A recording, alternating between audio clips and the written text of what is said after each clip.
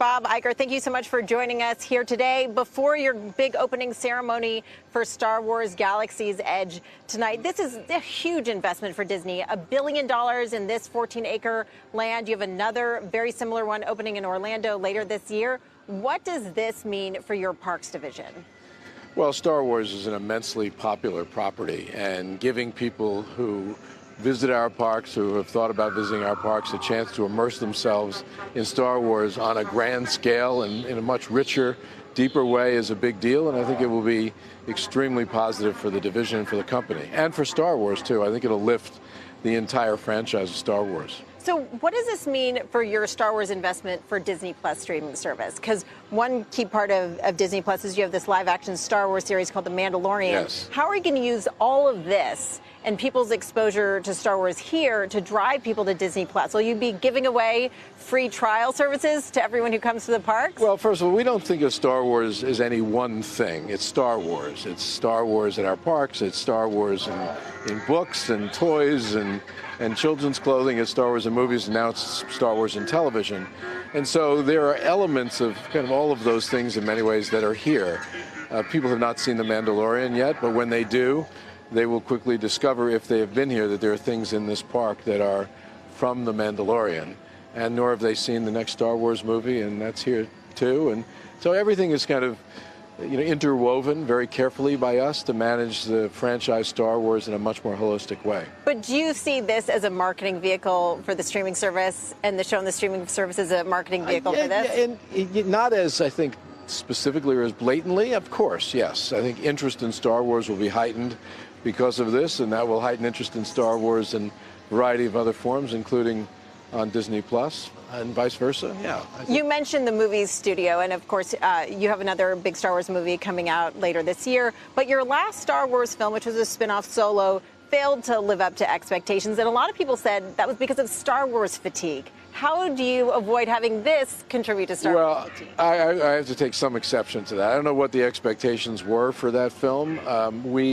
When we bought Lucasfilm in 2012, we talked about making three what we called saga films, Star Wars 7, 8, and 9, starting with J.J. Abrams' first film initially and finishing with his next film, which will come out this December. And then we said we'd try some standalone films. They had never been done before. The 6 films that George made were all part of that same kind of legacy story, the Skywalker story, and these were new. And we did one, Rogue One, which did quite well, and then we tried Solo, which was more kind of a character piece. And, would we have liked it to have done better? Sure. But I actually think it was a well-made film. And we decided after we do the 9th one, which comes out at the end of the year, we're going to take a breather as we reset, and there'll be new ones coming out starting in 2022.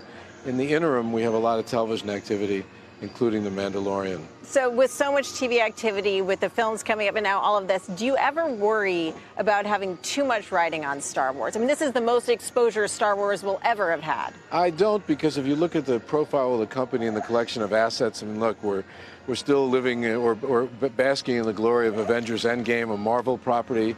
We have great Marvel films coming out. This summer, just in a few weeks, we have Toy Story coming out, and then Lion King.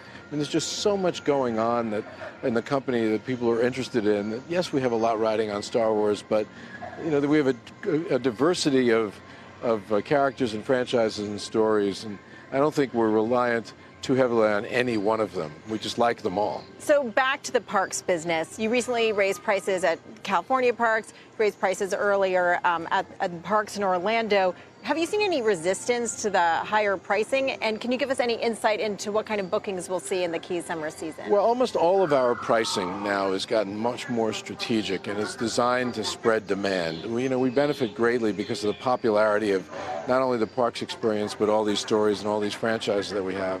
And that demand is very, very high for these properties. And in peak times, it can get overly crowded, and we have to turn a lot of people away. And what we're trying to do is make the off-peak times more affordable and raise the price on the peak times, in part to manage traffic flow and try to protect the guest experience.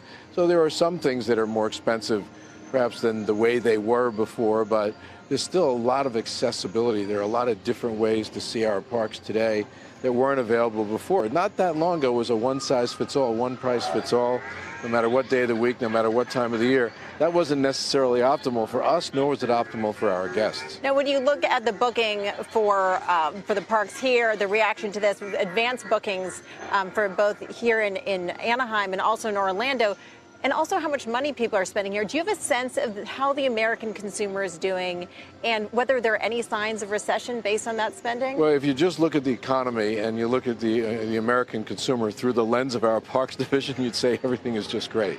And that's a division that is doing extremely well, continuing to deliver not only a better guest experience, but growth to the bottom line, growth in terms of revenue. There's a lot of demand right now for these products because they've just gotten so good and they're so well managed, and I'm extremely proud of the team that runs them.